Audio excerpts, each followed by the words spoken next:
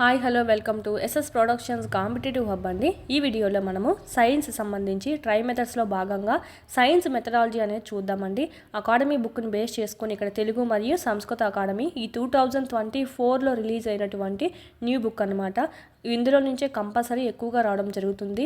Last డిఎస్సికి తెలుగులో సంబంధించి 6 క్వశ్చన్స్లో అయితే మనకు 4 క్వశ్చన్స్ అనేటివి ఈ తెలుగు అకాడమీ నుంచే రావడం జరిగింది. సో ఆ విధంగా ప్రతి సబ్జెక్ట్కి మీకు తెలుగు అకాడమీ అనేది మెయిన్ ఇంపార్టెంట్. ఇది చదివిన తర్వాత ఏదైనా బుక్ అనేది చదవండి మెథడాలజీకి సంబంధించి. వీటికి సంబంధించి కంటెంట్ క్లాసెస్ అంటే ఇవి మనకు ఇదంతా మెథడాలజీకి సంబంధించి కవర్ అవుతుంది. కంటెంట్ టెక్స్ట్ బుక్స్ కావాలంటే కదా పిల్లలు టెక్స్ట్ బుక్స్ సంబంధించి ఇక్కడ లెసన్ వైజ్ క్లాసెస్ అనేటివి ఉన్నాయి. మీకు 3rd నుంచి 10th వరకు క్లాస్ వైజ్ ఉంటాయి. అందులోనే మీకు లెసన్ వైజ్ ఉంటాయి. ఈజీగా మీరు ఇక్కడ అర్థమయ్యే విధంగా చెప్పడం జరిగింది. ఎవ్రీ క్లాస్ మ్యాథ్స్ వాళ్ళు ఎవరైతే ఉన్నారో నాన్ మ్యాథ్స్ వాళ్ళు ఎవరైతే ఉన్నారో ఓకే వాళ్ళకు ఈజీగా అర్థమయ్యే విధంగా చెప్పారు. అదేవిధంగా సైన్స్ సోషల్ బ్యాక్గ్రౌండ్ లేని వాళ్ళు ఉంటారనమాట. అవి కష్టంగా ఉన్నవాళ్ళు వాళ్ళకు కూడా ఆ సైన్స్ సోషల్ అనేది ఈజీ వేలో అర్థమయ్యేలా విత్ హింట్స్తో కూడా చెప్పడం అనేది జరిగింది. నాన్ మ్యాథ్స్ వాళ్ళకి యూజ్ అవుతుంది. నాన్ సైన్స్ సోషల్స్ ఎవరైతే ఉన్నారో వాళ్ళకు కూడా యూజ్ అయ్యే విధంగా ఈ క్లాసెస్ అన్నీ అంత చిన్న స్టేజ్ నుంచి చెప్పడం అనేది జరిగింది.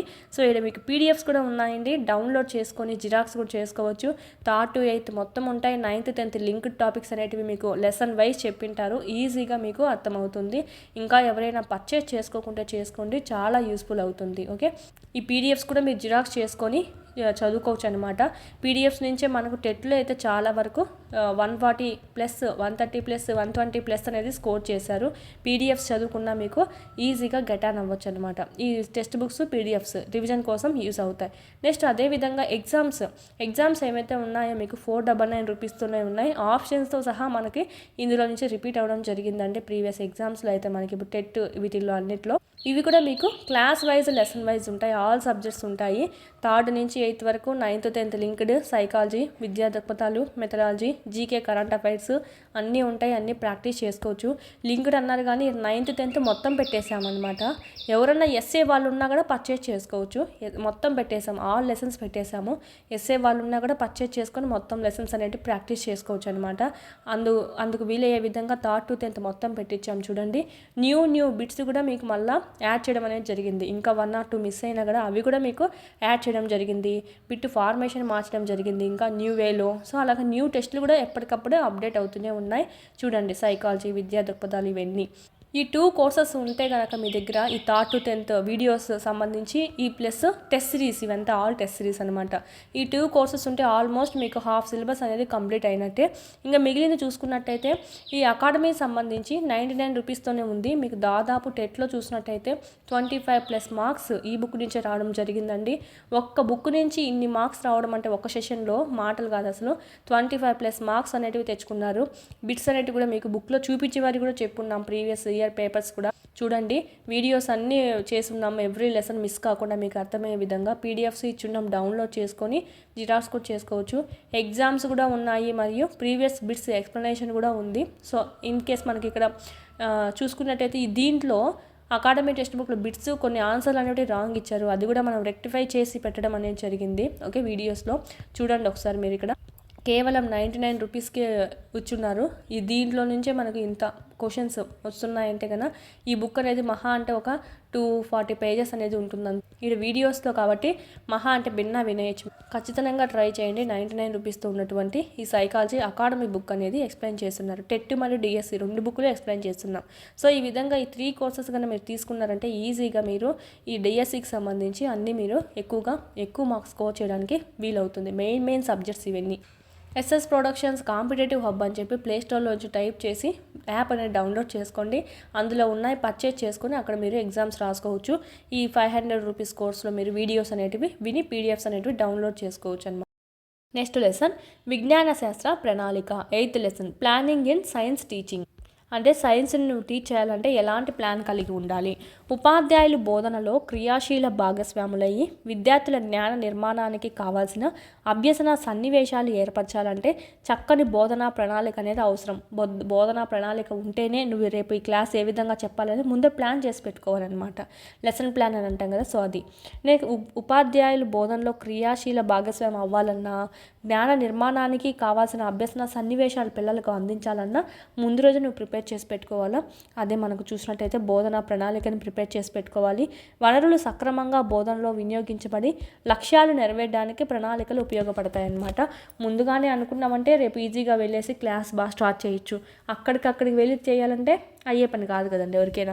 జాతీయ విద్యా ప్రణాళిక చట్టం 2005 అంటే NCF 2005, RTE 2009, రాష్ట్ర విద్యా ప్రణాళిక పత్రం 2011 సూచనల మేరకు విజ్ఞాన శాస్త్ర విద్యా ప్రణాళికలో అనేక మార్పులు అనేటివి జరిగాయి. ఈ మూడిటి వల్ల విద్యా సంవత్సర ఆరంభంలో స్టార్టింగ్లో ఏ పాఠ్యాంశాలు ఏ నెలలో బోధించాలి, దానికి ఎంత సమయం కేటాయించాలి, దానికి లభించే పని దినాల బట్టి ప్రణాళిక అనేది వెయ్యాలి. ఇదే మనము వార్షిక ప్రణాళిక అంటామన్నమాట. ఇయర్ ప్లాన్ అండి. ఇయర్ ప్లాన్ అంటే ఏ పాఠ్యాంశాలు ఏ నెలలో బోధించాలి అని. సపోజ్ ఈ 3 నెలల్లో మనకు ఆల్రెడీ ఇండెక్స్లో ఉంటుందన్నమాట. ఈ నెలలో ఈ బోధించేసేయాలి అని చెప్పి కొన్ని బుక్స్లో ఇచ్చున్నారు కూడా. సో అది మనకు ఏ పాఠ్యాంశాలు ఏ నెలలో బోధించాలి, ఎంత సమయం కేటాయించాలి, పని దినాలు కూడా ఎన్ని అనేది కూడా అంతా ఒక ప్లానింగ్ అనేది ఉంటుంది. దాన్నే మనం ఇయర్ ప్లాన్ అని అంటాము. ఒక పాఠ్యాంశాన్ని బోధించే ముందు పాఠ్య ప్రణాళిక, యూనిట్ ప్రణాళిక తయారు చేసుకోవాలన్నమాట. ఓకేనా. అంటే ఒక యూనిట్ సంబంధించి యూనిట్లో సపోజ్ ఇన్ని లెసన్స్ ఉన్నాయనుకోండి, 4 లెసన్స్ ఉంటే ఈ లెసన్ ఏ రోజు చెప్పాలా, ఈరోజు ఈ లెసన్ ఏ రోజు చెప్పాలా, ఈ లెసన్ ఏ రోజు చెప్పాలా అనేది నువ్వు ప్లానింగ్ వేసుకోవాలా. సో బోధించే ముందు పాఠ్య ప్రణాళిక లేదా యూనిట్ ప్రణాళికను తయారు చేసుకోవాలన్నమాట. యూనిట్ ప్లాన్ అంటాం, లేదంటే దీన్ని మనం పాఠ్య ప్రణాళిక అంటాం. దీనిలో మళ్ళీ ఎన్ని పీరియడ్ల వారీగా బోధించాల్సి వస్తుంది అనేది కూడా చూసుకోవాలన్నమాట. యూనిట్ అంతా ఒకే పీరియడ్లో అయిపోతుందా, 45 మినిట్స్లో ఎలా అయిపోతుంది, అవ్వదు కదా. సో ఇలాగ మనకి ఎన్ని పీరియడ్లు అవసరమవుతాయి అనేది చూసుకోవాలా. అంటే ఫస్ట్ పీరియడ్ 1వ రోజు దాంట్లో ఏం చెప్పాలా, మరుసటి రోజు పీరియడ్లో ఏం చెప్పాలా, మరుసటి రోజు 45 మినిట్స్లో ఏం చెప్పాలా అనేది నువ్వు బోధనా అంశం ఏం చెప్పాలా, బోధనా వ్యూహము, బోధనా అభ్యసన వనరులు ఏం యూజ్ చేయాలా, మరియు చేయాల్సిన మూల్యాంకనం ముందుగానే తయారు చేసి పెట్టుకోవాలన్నమాట. ఇవన్నీ నువ్వు ముందే చేసి పెట్టుకోవాలా. దీన్నే మనం యూనిట్ ప్లాన్. ఇయర్ ప్లాన్ అయిపోయింది, యూనిట్ ప్లాన్ అయిపోయింది. నెక్స్ట్ పీరియడ్కి సంబంధించి ఆ 45 మినిట్స్ ఉంది కదా, ఆ 45 మినిట్స్లో నువ్వు ఏం చెప్పాలా. ఓకేనా. ఫస్ట్ ఇంట్రొడక్షను, అలా బోధన అభ్యసన ప్రక్రియ, తర్వాత రివిజన్ చేయడము, తర్వాత అట్లాగా మనకి ఆ 45 మినిట్స్లో కూడా ఏం చేయాలా, బోధన అభ్యసన సామాగ్రి వాడడము, మూల్యాంకనం చేయడము, ఇదంతా ఒక పీరియడ్కి సంబంధించి బోధనా అంశాన్ని కూడా క్షుణ్ణంగా చదివి దానికి కూడా ప్లాన్ వేసుకొని ఆ TLM ఏ విధంగా తయారు చేయాలా, ఏ విధంగా నువ్వు యూజ్ చేయాలా. ఓకేనా. కృత్యాలు ఏమన్నా ఉంటే ఇవ్వాల్సినవి ఎప్పుడు ఇవ్వాలా, ఏ టైంలో ఇవ్వాలా, హోంవర్క్ అనేది ఇచ్చే ముందు నిర్ణయించుకోవడము, ఇలాంటి అంశాలన్నీ ఈ పీరియడ్ ప్లాన్లో నువ్వు ఇక్కడ పొందుపరచుకోవాలా. ఇది మనకు year plan, unit plan, period plan అనమాట. ఓకే. చాలామంది పాఠ్య ప్రణాళిక అంటే లెసన్ ప్లాన్ అనుకుంటూ ఉంటారు. సో కాదు, ఇక్కడైతే మనకు యూనిట్ ప్లాన్ కిందకి ఇచ్చారు కాబట్టి ఇది చూసుకోండి. పీరియడ్ పథకాన్ని ఏమంటామంటే లెసన్ ప్లాన్ అంటాం. ఓకే. నెక్స్ట్ వార్షిక పథకంలో బోధనా అంశానికి సంవత్సరం అంతా కేటాయించిన పీరియడ్లతో సిలబస్ మొత్తం నెలవారీగా విభజించబడి ఉంటుంది. ఇయర్ ప్లాన్ అంటే ఏంటంటే మనకు ఆ సంవత్సరం మొత్తం ఎన్ని పీరియడ్లు ఉన్నాయి, ఎంత సిలబస్ ఉంది, ఎన్ని పని దినాలు పైన చెప్పుకున్నాం కదా, ఆ అంశాలన్నీ ఉంటాయి. ఈ వార్షిక పథకంలోనే మనకు ప్రాజెక్ట్స్ ఏవైతే ఇవ్వాలి పిల్లలకి అని ఉంటుంది, ప్రయోగశాల పనులకు, క్షేత్ర పర్యటనలు కేటాయాల్సిన సమయము, ఇవన్నీ కూడా అక్కడ మనకు ఈ ఇయర్ ప్లాన్లోనే వచ్చేస్తాయి అన్నమాట. ప్రాజెక్ట్ పనులు ఎప్పుడు ఇస్తావు, సపోజ్ వర్షాకాలం ఉందండి, వర్షాకాలంలో నువ్వు వెళ్ళి పిల్లాడికి ప్రాజెక్ట్ పని ఇస్తావా, ఇవ్వవు కదా. ఎందుకంటే ఆ వర్షాలు తడుచుకుంటూ స్కూల్సే సరిగ్గా ఉండవు, నీళ్ళు ఎక్కువ ఉంటాయి, కరెంటు తీగలు ఎక్కువగా ఉంటాయి. సో అలాంటి వాటిలో ఇవ్వము. సపోజ్ మాకు సీజన్ కూడా బాగా అందుబాటులో ఉండాలి, దానికి అనుగుణంగానే ఇక్కడ ఇయర్లోనే నువ్వు మెన్షన్ చేసుకుంటావు అనమాట. ఎండాకాలం అనుకోండి ఎలాంటి ప్రాబ్లం ఉండదు, ఎలాంటి ఏమన్నా ఆకులు అలమలు తేవడానికైనా ఈజీగా ఉంటుంది. సో ఆ విధంగా నువ్వు వార్షిక ప్రణాళికలోనే ఈ ప్రాజెక్టు పనులు ఏమేమి ఇవ్వాలా అనేది కూడా ఆ సీజన్ బట్టి మనం అక్కడ రాసుకోవడం అనేది జరుగుతుంది. ఇప్పుడు వనరులు అనేటివి మనకు అన్ని సీజన్స్లో దొరకవు కదా, కొన్ని సీజన్స్లోనే దొరుకుతాయి, దత్తూరా ఇలాంటివన్నీ. సో ఆ సీజన్ తగ్గట్టు ఆ ప్రయోగం అనేది ఆ లెసన్కి చేసుకోవడము, ఆ విధంగా మనం ఇయర్ ప్లాన్లోనే పొందుపరిచి ఉంటుందన్నమాట.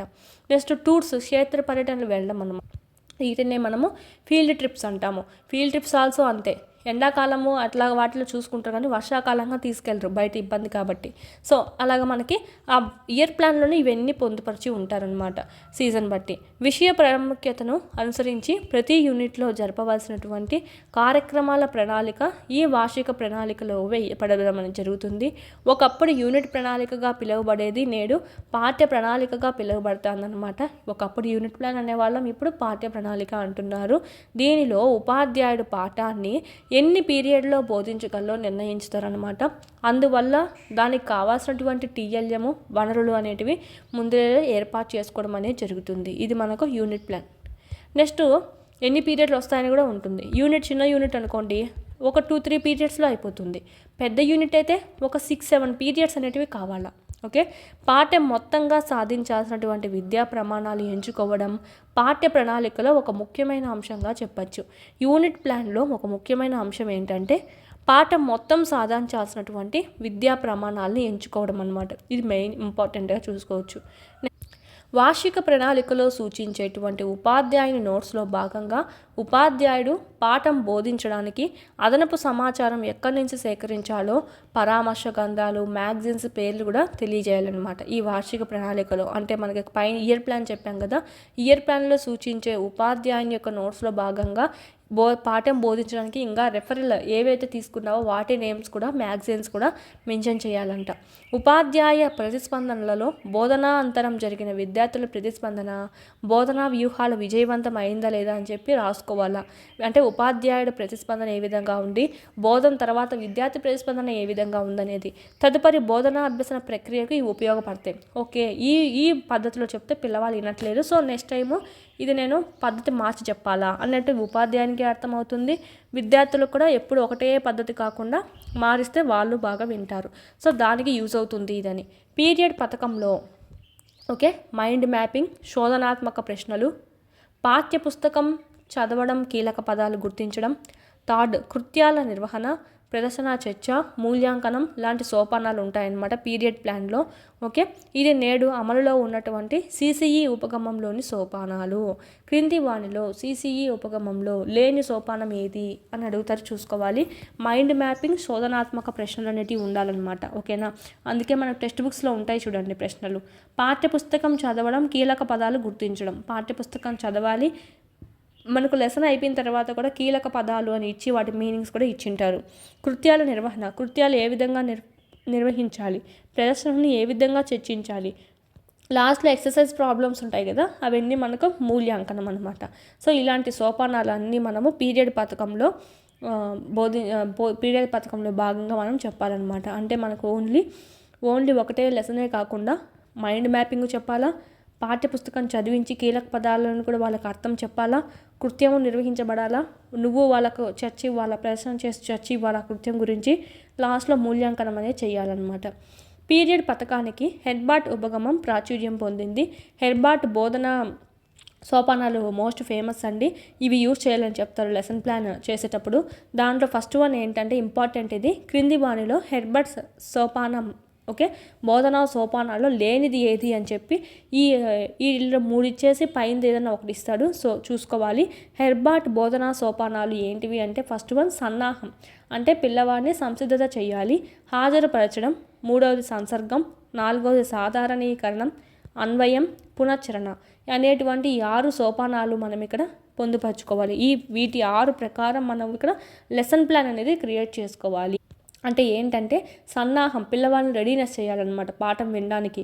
హాజరుపరచడం అంటే పిల్లవాడికి ఇంక లెసన్ అంతా చెప్పడం అనేది జరుగుతుంది ఇక్కడ టీఎల్ఎం యూజ్ చేసి, వివిధ బోధనా పద్ధతులు యూజ్ చేసి. సంసర్గం, దానికి మన నిజ జీవితానికి లింకప్ చేయడము.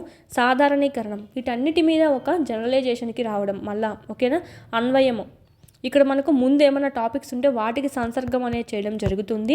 ఈ 5th అన్వయంలో అయితే నిజ జీవిత ఎక్స్పీరియన్సెస్కి అన్వయించడం జరుగుతుంది. పునశ్చరణ, చదువుకున్న వాటిని మళ్ళీ రీకాల్ చేస్తామన్నమాట. సో ఇది మనకు ఈ 6 సోపానాలు అనేటివి ఉంటాయి. హెర్బార్ట్ ఉపగమంలోని సన్నాహం సోపానంలో విద్యార్థులు పూర్వ జ్ఞానాన్ని తెలుసుకుంటామండి. పూర్వ జ్ఞానాన్ని తెలుసుకొని నూతన జ్ఞానానికి కలపడం అనేది జరుగుతుంది. ఈ సోపానాన్ని హెర్బర్ట్ ఓకే అపెర్సెప్షన్ మాస్ అని కూడా అన్నాడు అనమాట. ఏ సోపానాన్ని, సన్నాహం అనేటువంటి సోపానాన్ని అపెర్సెప్షన్ మాస్ అని కూడా అన్నాడు. Okay, important. హెర్బర్ట్ ఏ సోపానాన్ని అపెర్సెప్షన్ మాస్ అని చెప్పి అన్నాడు అంటే సన్నాహం అనేటువంటి సోపానాన్ని. పూర్వజ్ఞానం తెలుసుకోవాలి. ఒక టాపిక్ పట్ల పిల్లవాడికి ఏముంది ముందే జ్ఞానం తెలుసుకొని ఇప్పుడు నూతన జ్ఞానానికి దాన్ని లింకప్ చేయాలన్నమాట.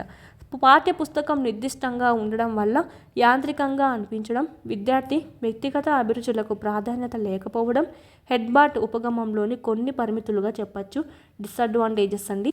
ఇది నిర్దిష్టంగా ఉంది కాబట్టి అన్నిటికీ ఒకటేలా, సో ఇది మనకు ఒక యాంత్రికంగా పోతూ ఉంటుందని చెప్పచ్చు. ప్లస్ వ్యక్తిగత అభిరుచులకి ప్రాధాన్యత అనేది ఇక్కడ ఉండదన్నమాట. ఈ రెండు దీనికి సంబంధించి డిసడ్వాంటేజెస్గా చెప్పచ్చు అనమాట. పీరియడ్ పథకానికి బ్లూమ్స్ మూల్యాంకన ఉపగమం, ఆర్సీఎం ఉపగమం మొదలైన నమూనాలు అనేటివి ఉన్నాయన్నమాట. పీరియడ్ పథకానికి ఉన్నటువంటి మిగతా నమూనాలు ఏంటివి? హెర్బర్ట్ ఉపగమం చెప్పాం కదా, దాంతోపాటు ఇవి కూడా బ్లూమ్స్ మూల్యాంకన ఉపగమం ఒకటి, ఆర్సీఎం అంట, ఆర్సీఎం ఉపగమం. ఆర్సీఈఎం అని ఉండాలా, ఆర్సీఈఎం అండి. ఇది మనకు మెంటల్ ఎబిలిటీస్ ఉన్నాయి కదా, సో వాటిని బేస్ చేసుకొని విద్య అందించడం అనేది జరుగుతుందన్నమాట. మానసిక సామర్థ్యాల బేస్ చేసుకొని అందిస్తారు. ఇది ఒక రకంగా చూసుకున్నట్టయితే బ్లూమ్స్ మూల్యాంకనం నుంచి అంటే బ్లూమ్స్ టాక్సానమీ నుంచి తీసుకోవడం అనేది జరిగిందండి. అనాలిసిస్, సింథసిస్, ఎవాల్యుయేషన్ ఉంది కదా, సో సృజనాత్మకత, సో వీటి కిందిగా తీసుకోవడం అనేది జరిగింది ఆర్సీఈఎం అనేది. ఓకే, ఉపగమం అండి. ఇది మెంటల్ ఎబిలిటీస్ బేస్ చేసుకొని విద్య అందడం జరుగుతుంది. సో ఇది హెర్బర్ట్ ఎలాగైతే చూసారో ఆ విధంగా బ్లూమ్స్ మూల్యాంకన ఉపగమం అని, ఆర్సీఎం ఉపగమం అని ఏదైనా యూజ్ చేసుకోవచ్చు అనమాట. ఇక్కడైతే మనకు దీని గురించి ఎక్కువ అడుగుతారు కాబట్టి ఇలాగ అడుగుతారు. ప్లస్ హెర్బర్ట్ బోధనా సోపానాలు వరుస క్రమంలో అమర్చండి అని అడుగుతారు, లేదంటే మొదటి సోపానం ఏమిటి అని అడుగుతారండి, సన్నాహం అనమాట. ఓకే, ఇంపార్టెంట్, చూసుకోవాలి. ఆర్డర్ కూడా ఇంపార్టెంట్. ఇది మనకు ఈ లెసన్ సంబంధించి. నెక్స్ట్ మనకి దీంతో ఈ లెసన్ కూడా కంప్లీట్ అవుతుంది. ఈ బిట్స్ అనేటివి కూడా మీకు ఎగ్జామ్స్ అనేటివి ఉన్నాయి, యాప్లో రాసుకోండి. 499 కోర్స్ ఉంది కదా, సో దాంట్లో ఉన్నాయి, రాయండి. మీకు ఇక్కడ ఈ 499 కోర్సులో అన్ని టెస్ట్ సిరీస్ ఉంటాయి, క్లాస్ వైజ్, లెసన్ వైజ్. ఈ విధంగా విద్యా దృక్పథాలు, సైకాలజీ, మెథడాలజీ, ఈ విధంగా సైన్స్, సోషల్, మ్యాథ్స్ కూడా మీకు ఇక్కడ చాప్టర్ వైజ్ ఇచ్చున్నారు. సో ప్రాక్టీస్ చేయండి. ఏ విధంగా బిట్ వస్తుంది అనేది అర్థమవుతుంది. వీటికి సంబంధించినటువంటి పీడిఎఫ్ కూడా మీకు ఇక్కడ అప్లోడ్ చేయడం అనేది జరిగింది. ప్లస్ ఈ 500 రూపీస్ కోర్సులో కూడా మీకు పీడిఎఫ్ అనేది అప్లోడ్ చేశారు, తీసుకోండి. ఇక్కడ మీకు డౌన్లోడ్ చేసుకోవచ్చు. 3rd నుంచి 10th క్లాస్ వరకు class wise, lesson wise videos ఉంటాయి. ప్లస్ ఈ మెథడ్స్ ఏవైతే ఉన్నాయో ఇవి కూడా మీకు ఒక వరుస క్రమంలో అమర్చడం అనేది జరిగింది. ఇక్కడ పీడిఎఫ్స్ కూడా ఉన్నాయి, డౌన్లోడ్ చేసుకోండి. నెక్స్ట్ లెసన్ విజ్ఞాన శాస్త్ర ఉపాధ్యాయుని పాత్ర.